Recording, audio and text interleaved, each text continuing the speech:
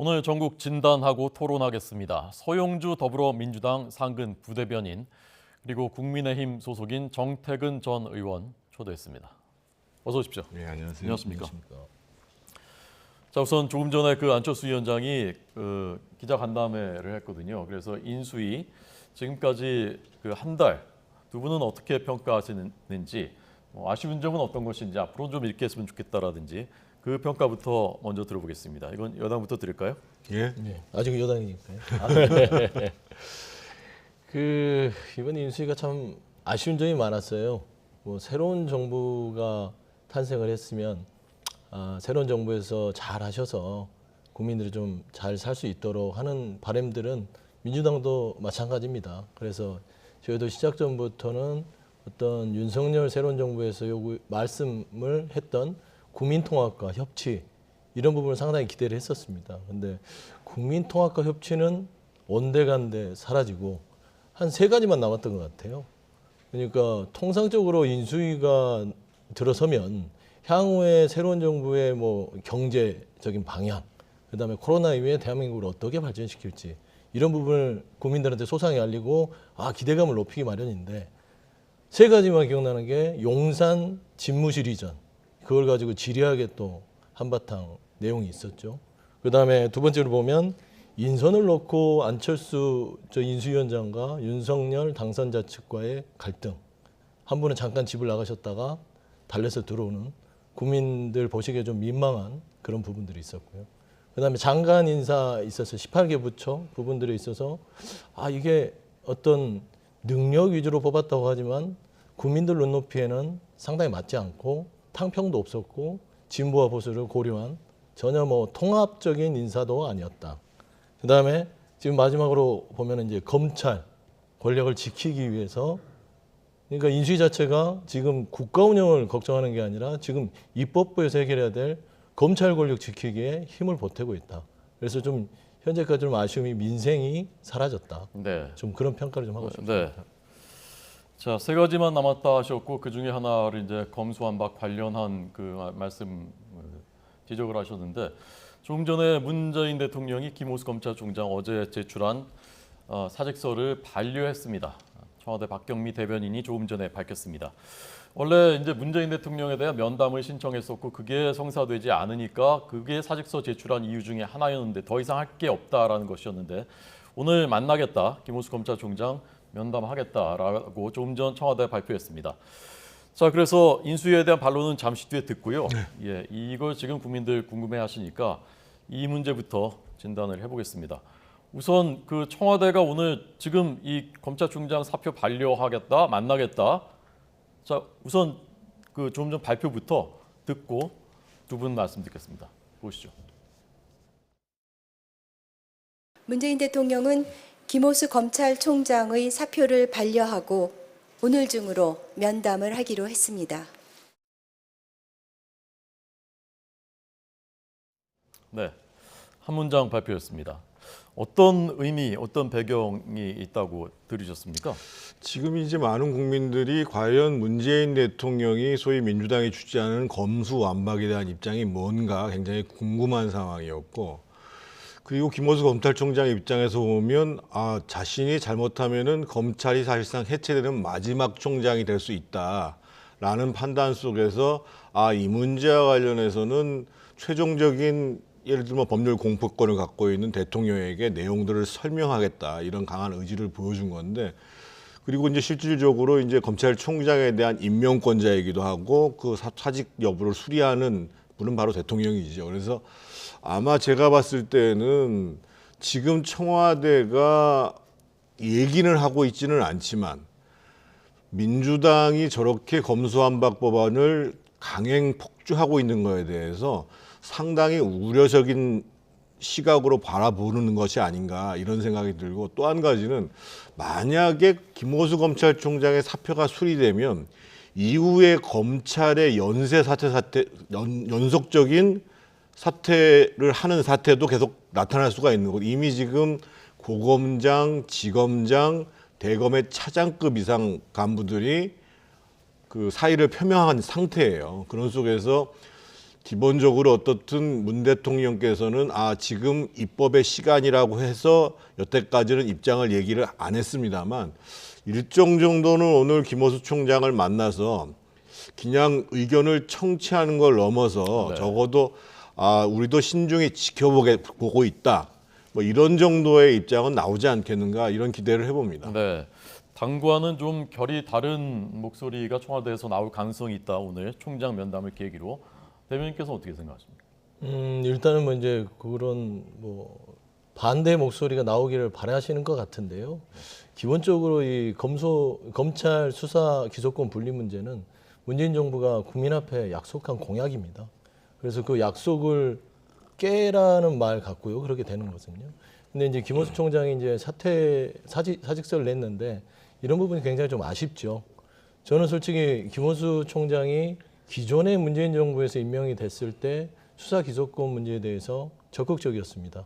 그런 방향으로 가야 된다 얘기를 했고요. 그래서 갑자기 새로운 정부 검찰 출신의 대통령이 들어서면서 갑자기 입장을 바꾸면서 여기저기 뛰어다니기 시작합니다. 물론 검찰총장으로서의 뭐 대표성이 있겠지만 또 말하자면 수사권이 완전히 경찰로 이관되는 부분에 있어서 본인이 오명을 뒤집어 쓰기 싫은 이유도 있겠지만 제가 봐서는 왜 문재인 정부 있을 때는 수사 기소권에 대해서 긍정적이다가 검찰 출신의 대통령이 왔을 때는 또 갑자기 부정적이다가 그런 문제에 있어서 김호수 총장이 굉장히 따지고 보면 검찰사나 사법사에서는 별로 좋지 않은 태도를 보이고 있다. 문재인 대통령께서 사표를 반려하고 면담을 인정해 주는 것은 더 이상 이 검찰 부분을 가지고 갈등을 초래하기 싫다라는 판단 같고요. 김호수 총장이 이미 박강원 법사위원장 만났고 박병석 국회의장 만났습니다. 두 분을 만났는데 실익이 없다는 판단이 있었겠죠. 거기에다 최근에 사표 내기 전에는 문재인 대통령과의 만남이 불발되면서 내가 할 수 있는 게 없구나. 그러면서 사표를 던졌죠. 물론 문재인 대통령께서 사표를 받아들일 수 있습니다. 그리고 새로운 검찰총장을 검찰개혁의 적임자로서 임명할 수도 있습니다. 하지만 문재인 대통령께서 이걸 받아들이지 않고 반려한 이유는 더 이상 새로운 정부와 이 문재인 정부 사이에서 이 검찰 개혁을 놓고 갈등을 초래하지 않겠다. 그래서 갈등 봉합 차원에서 그거를 사표를 반려하고 면담을 통해서 아마 설명을 하겠죠. 김호수 총장께서 그동안 쭉 해왔던 견지를 왜 갑자기 바꾸셨는지 이 필요성에 대해서 말씀을 하시고 저는 개인적으로 그렇습니다. 김호수 총장께서 정말 사법사에 제대로 된 일을 하시려면 문재인 정부 때 수사 기소권에 대해서 찬성했던 부분들을 검찰의 총수로서 검찰개혁에 앞장서서 검찰개혁을 완수해버리면 그 자체도 사법적으로 사법사에서 본인 스스로가 또 나름대로 명예를 지키는 길이지 않겠냐. 지금 여기 눈치 보고 저기 눈치 보다가 굉장히 좀 딱한 상황이 된 것 같다.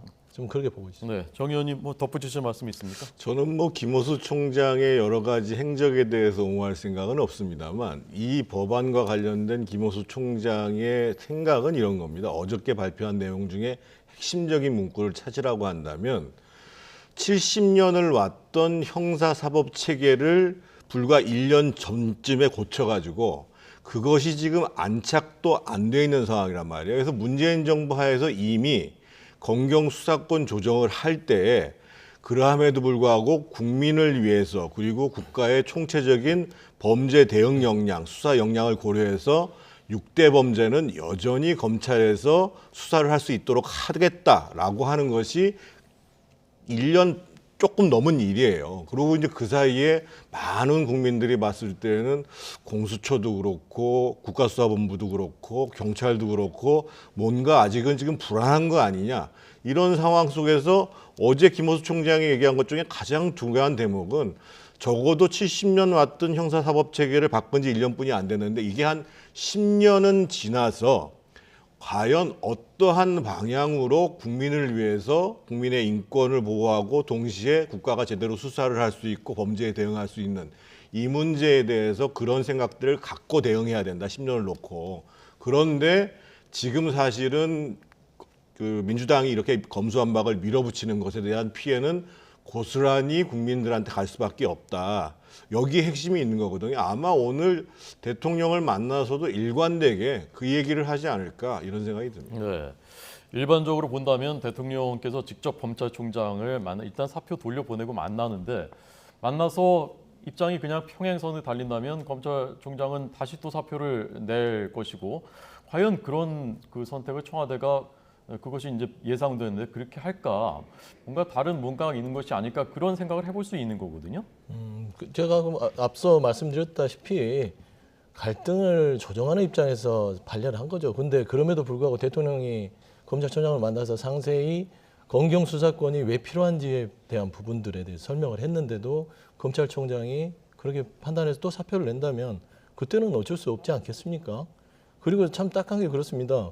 국민의힘도 2018년, 19년, 20년 동안 20년, 3년간 민주당과 논의를 해서 검경 수사권에 대해서 하자고 그러게 된 거예요. 그래서 1차 검경 수사권을 통해서 6대 범죄 수사를 검찰과 경찰이 같이 지금 하고 있는 상황입니다. 물론 검찰이 우선 수사권을 가지고 있죠. 그리고 뭐 6대 범죄 수사가 사라지면 국민한테 고스란히 피해가 간다는데 그렇지 않습니다. 대부분 부패, 경제, 그다음에 방위, 대형 참사, 공선법입니다. 이런 부분들은요, 고위공직자나 돈 많은 기업들이나 재벌들, 횡령 이런 분들에 대해서 집중적으로, 그러니까 유전무죄가 되지 않도록 하는 차원에서 6대 범죄가 존재했던 거예요. 그래서 말씀한 대로 이 부분을 경찰한테 완전히 넘겨주는 것은 1차 검경 수사권에서 이미 여야가 합의해서 넘겼습니다. 심지어 윤석열 당선자께서도 검찰총장 청문회 시절에 그랬습니다. 수사, 기소 바람직한 방향이다. 그러게 가야 되고 검찰의 직접 조사는 단계적으로 없어져야 된다. 이런 표현을 했었어요.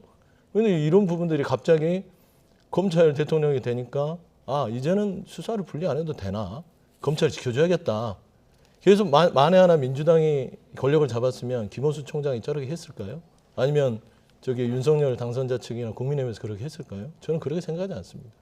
검찰 대통령이 왔기 때문에 이제는 검찰 개혁을 하지 않아도 될 때가 됐다. 좀 어깃장을 부려도 되겠다. 그런 판단들이 결국에는 이 온 나라가 민생이 아니라 그냥 검찰 이야기만 하게 만들어버린 거예요. 네. 대단히 아쉽습니다. 네, 예. 한 말씀만 짧게 네, 드려야 될 것 그러십시오. 같은데요. 가장 대표적으로요. 작년에 사실은 국민들이 굉장히 분노했던 사건이 소위 LH를 비롯한 부동산 투기 사건이에요. 이 문제와 관련해서 국수본에서 1년 동안 수사를 했는데 과연 국민들이 이게 제대로 수사됐다고 생각을 할까요?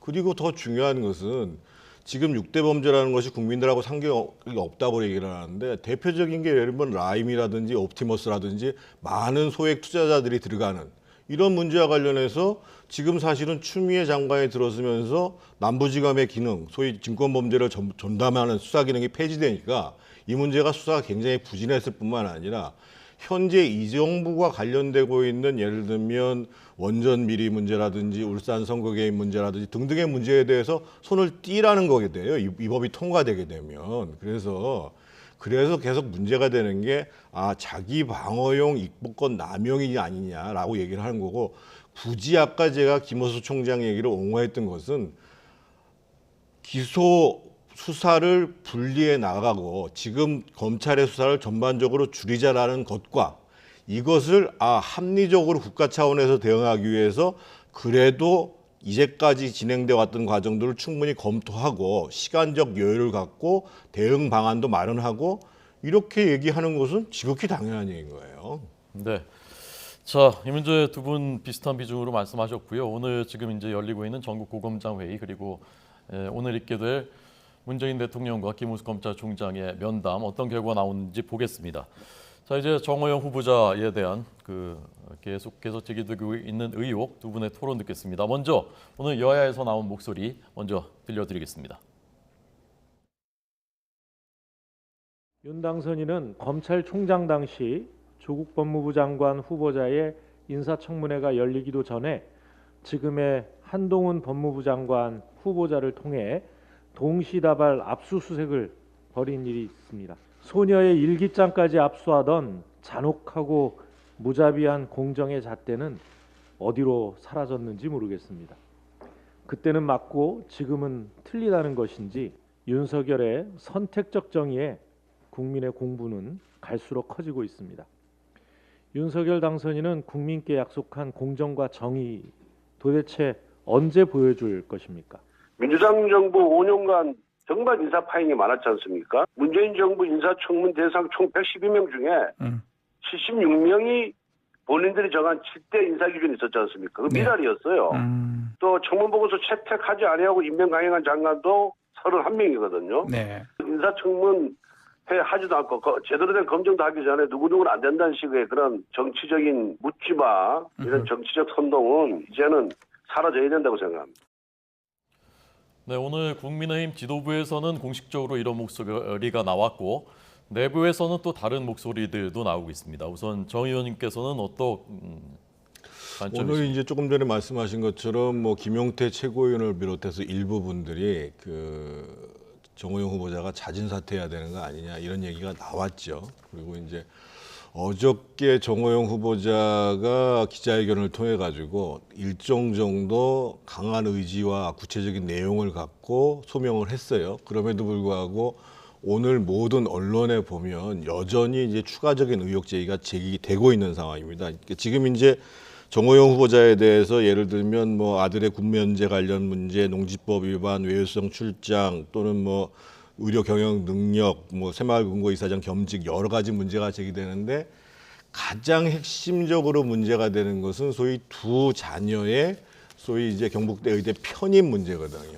그래서 이 문제와 관련해서 지금 어저께 이제 그 심사 과정에 대해서 정호영 후보자가 소상히 설명을 했습니다만 이게 이제 사실, 부당한 사실, 뭔가 부당하게 점수를 더 주고 이런 게 있었냐 없었냐를 떠나가지고 본질적인 문제는 뭐냐면 기본적으로 이해가 충돌된다는 거거든요. 그러니까 예를 들면 지금 많은 부분을 해명했습니다만 국민들이 관심을 갖고 이해가 안 된다는 것은 어떻든 정호영 후보자랑 같이 일했던 논문을 했고 했던 분들이 심사에 들어갔고 물론 사전에 그게 미리 배정된 건 아니라고 하지만 또 그분들 때문에 그분들이 아들 딸들한테 높은 평가 점수, 딸한테는 만점, 아들한테는 최고점에 가까운 점수를 줬다라는 부분들에 대해서 사실은 이것을 법률적으로 왜 그렇게 줬냐라고 조사할 수는 없어요. 하지만 문제는 국민들이 아 이거는 조금 이상한데 뭔가 부당한 영향력이 개입됐거나 뭐 정호영 후보자가 직접 부탁을 안 했다고 하더라도 그 심사한 사람들이 뭔가 연이 작용된 거 아니냐. 즉 그래서 이제 아까 제가 사실관계 확인보다는 이해 충돌의 문제가 훨씬 더 크다, 본질적이다. 이 문제를 얘기를 하는 거거든요. 그래서 지금 일단 인수위에서는 청문회까지 가자 이런 것인데 청문회를 과정을 통해서도 저는 뭐 구체적인 부당 사실이 나오지는 않겠습니다만 여론이 그 이해가 된다라는 쪽으로 움직이기는 지금 쉽지 않은 상황이고 그래서 인수위에서 부당한 사실 여부만을 가지고 판단하는 것도 조금 그 넉넉하게 생각을 해야 된다 이런 생각을 좀 하고 있습니다. 네, 서부 대변인. 네. 정호영 복지부 장관 후보자 같은 경우는요. 처음에 시작될 때 친구 장관으로 이제 얘기가 나왔죠. 40년 지기 윤석열 당선자의. 그러면서 논란이 있었고 적절한가 시작점이었습니다. 특히나 이제 검증 자체도 모 방송에 따르면 하루 검증을 거쳤다. 그랬다면 통상 인사 검증을 그렇게 했지 않았겠습니까? 추측건데 윤석열 당선자가 40년 지기 친구야. 내가 보증할게. 라고 시작했을 텐데 이 자체가 입학 비리 지금 나오는 게 그다음에 병역 비리 이런 의혹들이 나오고 있잖아요. 근데 국민들이 보기에도요. 상식에 벗어납니다. 상식에 벗어나는 저는 제일 상식에 벗어나는 것들이 딸 자체가 이 평점 구술 면접에서 만점을 받는 사실이 일고사실, 이고사실, 상고사실에서 이렇게 3번을 돌아서 총점을 받는데 일고사실에 53점, 이고사실에 51점. 그러면 통상 상고사실은 많이 받아야 뭐 50원. 갑자기 상고사실 갔는데 그 딸이 훌륭해졌겠습니까? 안 그렇잖아요. 한 55점, 56점. 많아도 57점이면 괜찮지만 60점 만점이 나옵니다. 그런데 상고사실에 있던 분들의 2명의 교수들이 지금 현재 정호영 장관 후보자의 둘이 논문을 공동으로 썼던 분들이에요. 그러면 누가 보더라도 국민들은 참 좀 의심할 수밖에 없는 상황이다. 그다음에 두 번째는 아들도 그렇습니다. 아들이 말하자면 의대 편입학할 때 썼던 서류가 40시간의 연구원을 하면서 2학기 때 19학점을 또 이수를 해요. 그러면 그 시간을 배분할 때 분신술을 쓰지 않으면 할 수가 없는 일이에요. 그런 부분들은 아무 문제 없고 뭐 강의실과 연구원이 한 건물에 있었다? 이건 너무 국민들을 무시하는 처사고, 두 번째 이제 좀 강조하고 싶은 거는 윤석열 당선자의 공정이 상당히 이 정호영 장관 후보자를 통해서 이게 꺾일 수 있다. 이게 과연 윤석열 새로운 정부가 얘기하는 공정이냐. 2019년 8월에 조국 전 장관을 인사청문회를 앞두고 윤석열 검찰총장이 한동훈 반부패 강력부장을 통해서 수사를 했죠. 당시 인사청문회 전이었습니다. 그 이유가 뭐였냐면 통상적으로 국민적인 공감대가 높고 객관적 자료 확보가 안 되면 사실관계가 어려워서 진상규명이 힘들다. 그러면서 70여 차례의 압수수색을 합니다. 오늘 윤호중 비대위원장도 얘기했지만 말하자면 어린 고등학생 딸 그 시절에 일기장까지 압수수색 해가면서 탈탈 털었어요. 그러니까 윤석열 당선자가 정호영 장관 후보자가 부당한 팩트가 없다? 부당한 팩트를 윤석열 총장께서는 당시 조국 전 장관을 탈탈 털어서 부당한 팩트를 뽑아낸 겁니다. 그러면 정호영 장관 자체는요, 인사청문회를 가기 전에 교육부에서 수사 기능이 없는 교육부에서 감사를 할 게 아니라 윤석열식의 공정과 잣대라면 지금은 정호영 후보자는 지금 검찰에서 수사를 통해서 진상규명을 해야 된다. 저는 이제 윤석열 당선자 같은 경우는 검찰총장 시절에 그랬습니다. 그 전에 검찰은요, 진상규명의 기관이 아니다 그런 얘기를 했거든요. 그걸 깬 게 윤석열 당선자예요. 그러면 그 공정의 잣대를 40년 지기 친구에게 될 수 있는 것인지, 그게 바로 공정이고요. 잘못했다가는 친구 찬스를 썼다, 그런 비난도 받을 수 있다. 네. 그런 말씀드립니다. 오늘 정호영 장관 후보자가 출근길에 그 인터뷰를 잠깐 했습니다. 기자들을 만나서 그 내용을 잠깐 들려드리겠습니다. 후보자님 원장님 시절에 경북대 병원에서도 좀 채용 비리가 있었다 이런 의혹도 좀 제기가 됐어요. 그거 확인될 겁니다. 예. 굳이 2013년에 처음 진단을 받고 한 2년 가까이 병원을 좀 안 찾았. 예, 중간반 탈출증 알아보신 분들은 다 알겠지만은 급성기로 오면은 집에서 뭐 진통제 먹고 운동하고 자세 교정하고 그렇게 지내는 수가 많다는 거. 그거 저 보도 자료 어제 그런 것 때문에 Q&A 다 배포했습니다. 희귀한 질병이라서 진단서를 좀 유리하게 썼다는 거. 희귀한 질병인가요? 너무 많은 질환인데. 20대 남자는 44천여 명밖에 없다고 좀. 리스크 많을 거예요. 예. 예. 어제 기자회견에서 위법이나 부당행위 소지 없다고 말씀하셨는데 네네. 이해충돌 소지나 좀 윤리적 문제 그리고 향후 보건복지 그것도 없다고 수장으로서 봅니다. 좀 예. 뭐 문제가 예. 될 거에 대한 문을 열어가지고 그런 입장 없으실지. 예. 네, 이해충돌 문제가 거론됐고 앞서 정 의원님도 이해충돌의 본질은 그것으로 봐야 되는 것 아니냐 하셨는데 지금 이 후보자의 오늘 그 발언이나 또 인수위 쪽의 반응으로 봐서는 청문회까지는 계속 일단 가는 것 아니 그렇게 방침을 정한 것 아니냐라는 인상을 주거든요. 어제 후보자가 얘기한 거나 오늘 나온 태도를 보면은 어떻든 적어도 내가 부당하게 무슨 그 점수를 조작하기 위해서 했다거나 또는 아들이 군 병역과 관련해 가지고 특히 이런 거는 없다라는 생각들을 분명히 갖고 있는 것 같아요. 근데 네. 제가 아까도 말씀드렸습니다만 문제는 국민적 시각으로 봤을 때에 어떻든 정 후보자가 경북대 병원장으로 있었고 거기에 이제 입학 편입을 했고 이렇기 때문에 문제가 아마 그냥 당초부터 학부로 갔으면 그것은 별개의 문제였을 거예요 아마. 그래서 그 문제와 관련해서 이게 사실은 국민들은 납득이 안 가고 그것이 부당한 사실이 있었냐 여부를 청문회를 통해서도 확인되기가 쉽지 않아요. 아까 우리 서 대변인께서 수사 말씀을 하시는데 지금 어떻든 검찰은 검경수사권 조정을 하면서 조국 장관 때 진행돼서 검찰이 이걸 수사할 수가 없게 돼 있어요. 기본적으로 여기에 해당하는 죄목이라는 게 소위 업무방해라든지 뭐 공문서, 사문서 위조 뭐 이런 내용들이 될 거기 때문에 경찰에서 수사를 해야 되는데 통상 경찰에서 이런 사건에 대해서 인지 수사를 안 하거든요. 물론 그러니까 앞으로 예를 들면 민주당이나 또는 민주당에 가까운 시민단체가 그 뭐 고발을 할 수가 있겠죠.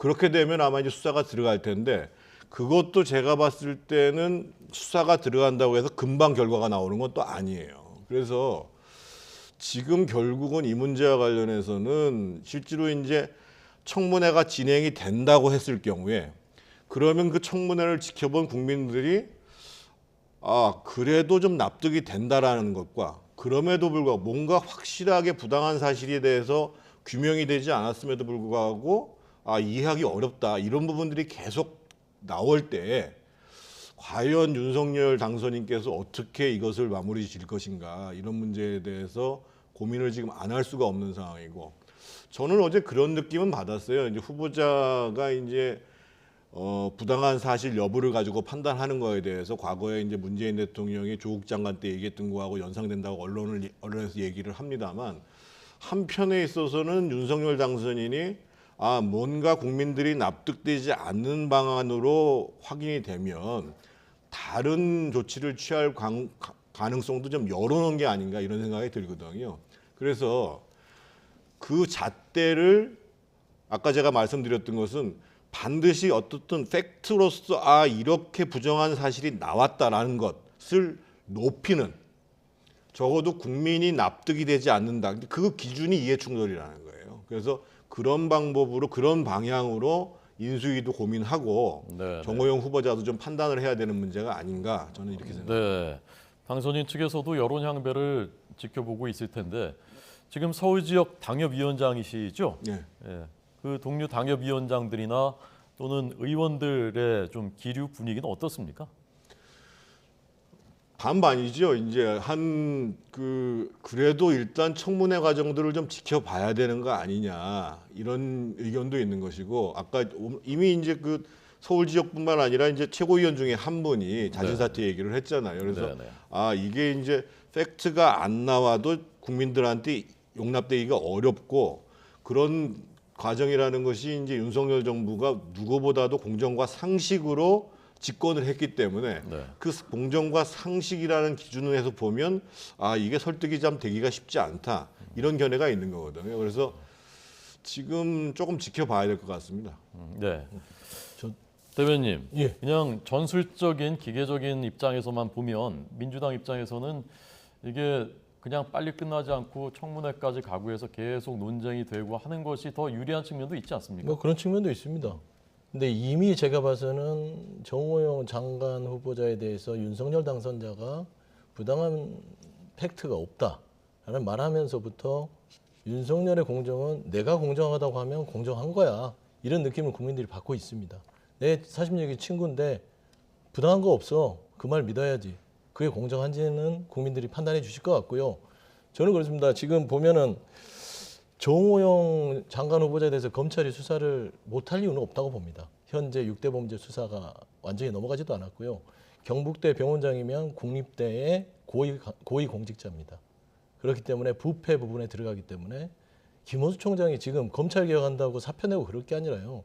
정말 검찰 개혁이 검찰이 수사에 필요하다고 보여주려면 정호영 장관 후보자 같은 부분들을 2019년 윤석열 검찰총장의 잣대로서 들이대서 철저하게 사실관계를 규명해서 국민 눈높이에 맞는 시원한 수사결을 내놓는다면 그 자체가 훨씬 더 본인이 사표를 안 내고도 검찰의 수사력, 검찰의 수사가 있어야 되는 그런 의미들을 부여할 수 있지 않냐. 저는 좀 그런 말씀. 수사권 폐지되기 전에 빨리 수사해라 이거 검찰이. 아니 저는 폐지되기 전이 아니라 지금 자체도요. 부패에 해당하기 때문에 고위공직자에. 지금은 되지만 이제 폐지되면 그것도 6대도 다 넘어가는 거죠. 6대인데 이제 뭐 이제 중수청을 가든 하겠죠. 부패라고 특정을 지으려면은요. 부패에 해당하는 범죄 행위가 있어야 돼요. 그러니까 진짜 민주당에서 이게 부패 행위다라고 하면 검찰에 고발하시면 되는데 아까 제가 말씀드렸잖아요. 구체적으로 어떤 범죄 유형으로 수사를 할 수 있느냐. 그러니까 지금 부패라고 말씀하시는 내용이 뭘 얘기를 하는 건지. 보면은 입시라는 것들은요. 이건 굉장히 엄중한 부패입니다. 여기에 잘못된 어떤 아빠 찬스를 통해서 이게 개입이 됐거나 조작이 됐거나 됐으면 특히 말씀한 대로 정시면은 또 좀 다르지만 편입이란 거는 대한민국 청년들은요. 편입하기 너무 힘듭니다. 근데 그 부분에 있어서 안 맞다니까요. 그러니까요. 거기에 대해서 말하자면 입시 비리나 병역 비리는요. 엄중 처벌합니다. 그런데 그게 말하자면 진단서를 허위 조작해서 만약에 병역을 면탈했다. 이거는 당연히 고위 공직자의 권한을 이용해서 했다면요. 이건 수사 대상이죠. 그러면 조국 전 장관을 윤석열 검찰총장 시절에 할 때 그러면 그 자체를 본인이 어떻게 했습니까? 그때는 수사권 조정 전이었어요. 그러니까 전이었어도 조국 전 장관이 고위 공직자, 장관 후보자였기 때문에 수사에 착수했고 그러면서 국민적인 말하자면 명분을 얻었던 것이죠. 그거는 제가 말씀드리는 거는 그렇게 주장하실 거면 민주당에서 검찰에다가 이게 부패 범죄니까 바로 수사를 하라고 고발을 하세요. 네, 이게 다 얽히고 설킨 문제들이라서 복잡합니다. 지금 오늘 조금 전에 속보로 전해드린 조민 씨의 그 입학 취소를 일단 집행 정지하라라는 그 결정, 법원 결정도 지금 이제 그 아까 일 기장 그 말씀도 하셨는데 다 이제 그 얽혀 있는 또 국민들이 생각하기에 어떤 한 맥으로 이제 느낄 수 있는 그런 측면이 있는 것입니다. 그 법원 결정에 대해서는 두 분 어떻게 해석하셨는지 그것도 잠깐 듣고 가겠습니다. 먼저 하실까요? 그 문제와 관련해서는 그 윤석열 당선인의 가장 친한 친구라고 하는 이철우 교수가 페이스북에 쓴 글이 정확한 내용인 것 같아요. 논지가 뭐냐면 그 소위 이제 입학 요건에 해당하는 서류가 위조됐고 여러 가지 경력상의 문제가 있는데 그 문제가 실제로 합격과 불합격을 나누는데 결정적인 영향을 미쳤는가를 따져봐야 된다라는 게 이철우 교수의 주장인 거예요. 그래서 아마 오늘 법률 판단도 우리가 이제까지 계속 언론이라든지 저희 야당 쪽에서 제기한 문제는 기본적으로 입학 당시에 서류에 문제가 생겼기 때문에 취소한 것이고 당연한데 지금 오늘 법원에서 가처분을 받아들인 가장 큰 이유는 그러면 그러한 부분들이 합격, 불합격에 실제로 심대한 영향을 미쳤는가에 대한 본안 판단까지를 기다리는 것이 혹시나 만약에 그렇게 영향을 안 미칠 수도 있다라는 판단이 나오게 되면 본인한테 조민 씨 본인한테 돌이킬 수 없는 피해가 될 가능성이 있다. 그래서 저는 그 부분들은 이미 이제 그 이철우 교수가 지적한 내용들이 굉장히 적절한 것 같고 지금 이제 이 가처분이 받아들여졌으니까 어떻든 본안 소송을 봐야죠. 이제. 네. 대변인. 저도 마찬가지입니다. 근데 뭐 조민 씨에 대해서 이미 망가질 대로 망가졌죠. 말하자면은 저는 좀 개인적으로는 안타까워요. 한 청년의 인생의 10년 자체가 송두리째 사라져 버렸으니까요. 거기에 대해서 권리를 다시 주장하는 겁니다. 부산대 같은 경우 국립대이기 때문에 행정소송이 가능하고 본안 소송 전에 당연히 입학 취소 처분을 잠시 멈춰달라는 가처분 신청은 당연히 받아들일 부분이고 그래서 그 입학 정지를 받아준 상태에서 본인의 권리를 한번 따져봐라 라는 정도 순에서 결정된 사안이다. 그래 보고 있습니다. 그래서 이제 본안 소송이 진행될 것이고 본안 소송 나온 뒤 30일까지 오늘 이제 집행을 정지를 결정을 한 것이고요. 소송 결과를 봐야 될 것 같습니다. 자, 오늘 뭐 현안들이 많습니다만은 속보가 전해지는 것부터 두 분의 토론을 들었고 우선 그 정 의원님께는 어제 그 시험 봤지 않습니까? 시험. 지방선거에 출마하는 의원들만 시험 본, 의원 후보자들만 시험 본 거죠. 그러니까 그렇죠. 단체장은 아니고. 그래서 이준석 대표도 머리를 싸매고 보는 모습이 그 사진으로 공개됐는데 현장 반응은 어땠습니까?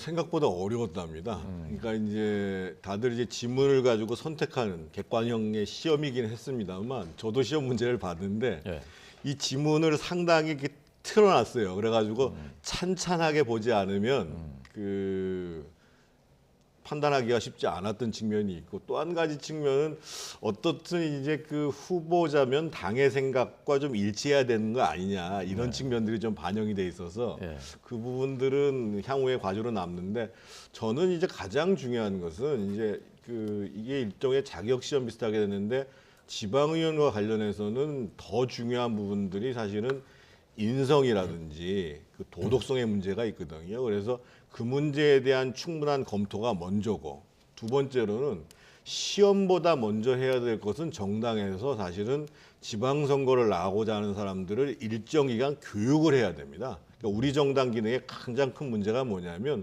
그냥 선거가 있으면 갖다 데려다 쓰고 또 뭐 거기서 이제 뭔가 자질이 안 된다고 하면 버리고 이런 형식인데 보통 정상적인 정당 같은 경우에는 실제로 의정 활동에 나가고 선출직에 나가는 사람들에 대해서 당에서 엄격한 교육의 과정, 수준 높은 교육의 과정들을 하거든요. 그래서 네. 기본적으로 아까 제가 말씀드렸던 인성, 도덕성에 대한 문제와 더불어서 당에서 먼저 교육을 강화하는 작업들을 하고 그런 경우에 이제 적절한 형태의 평가, 네. 최소한에 대한 평가, 뭐 이런 부분들은 이번을 계기로 해서 조금 더 그 좀 정비들을 해나가야 되겠죠. 네. 부대변인께서는 상대당 일이지만 어떻게 보셨습니까? 뭐 상대당이 그런 기준을 세운 부분에 있어서는 뭐 새로운 시도 같은데요. 저는 좀 아쉬운 부분들은 지방의원들은 지역 일꾼들이잖아요. 그러면 지역 현안에 대해서 얼마나 일을 할 수 있는지, 지역을 얼마나 이해하는지 이해도 평가하고는 좀 동떨어진 부분 같고요. 또 이제 좀 아쉬웠던 부분은 그걸 또 저기 문제지를 수험 문제지를 다운받는데 5만 원씩 또 받더라고요. 그래서 뭐 이거 시험지 장사하는 것도 아니고 뭐 이런 부분들은 좀 아쉬웠다. 이런 거는 뭐 당에서 말씀하셨는데 교육이 필요하면 이렇게 교육 시스템을 통해서 뭐 교육 배포를 무료로 해서 좀 해주면 좋잖아요. 그런 부분이 있고 민주당에서는 그렇습니다. AI 면접을 저희는 합니다. 이번에 AI 면접을 하는데 그 자체가 조금 이 시험 구술이 아니고 지역 현안을 얼마만큼 이해하는지 네. 그리고 어떤 역할들을 그동안 지역에서 해왔는지 그게 중점이 되기 때문에 아마 국민의힘과 민주당의 차이는 뭐 그 정도다. 좀 그런 말씀을 마무리 짓고 싶습니다. 네. 자, 끝으로 아까 저희가 시작하면서 인수위 한 달 평가에 대해서 지금 민주당 쪽 입장 들었고요. 아까 듣지 못했기 때문에 끝으로 말씀하실 것. 지금 이제 미세합니다만은 그래도 이제 당선인이 잘할 것 같다라는 퍼센티지가 조금씩은 올라가고 있어요. 그래서 저는 이제 절반의 성공과 절반의 숙제를 남겨놓은 상황이라고 보여지는데 지금 이제 인사 문제가 제기되고 있고 특히 뭐 용산 이전 문제가 있습니다만 지금 대한민국에서 가장 중요한 문제는 경제 문제인 것 같습니다. 지금 이제 진짜 물가의 문제, 금리의 문제 이것이 이제 서민들의 삶과 직결된 문제거든요. 그래서 앞으로 인수위가 뭐 길게 봤을 때 국정 과제들을 정리해내는 것도 중요합니다만 당면에 있어서 이 복합적 위기, 특히 경제적 위기 상황들을 어떻게 잘 극복할 것인가 여기에 좀 집중하는 것이 큰 과제가 아닐까 이렇게 생각합니다. 네. 자, 오늘 전국 진단과 토론 정택은 현 국민의힘 전 의원, 서울 의리입니다. 성북을 당협위원장 그리고 민주당의 서용주 상근 부대변인 두 분 토론 잘 들었습니다. 고맙습니다.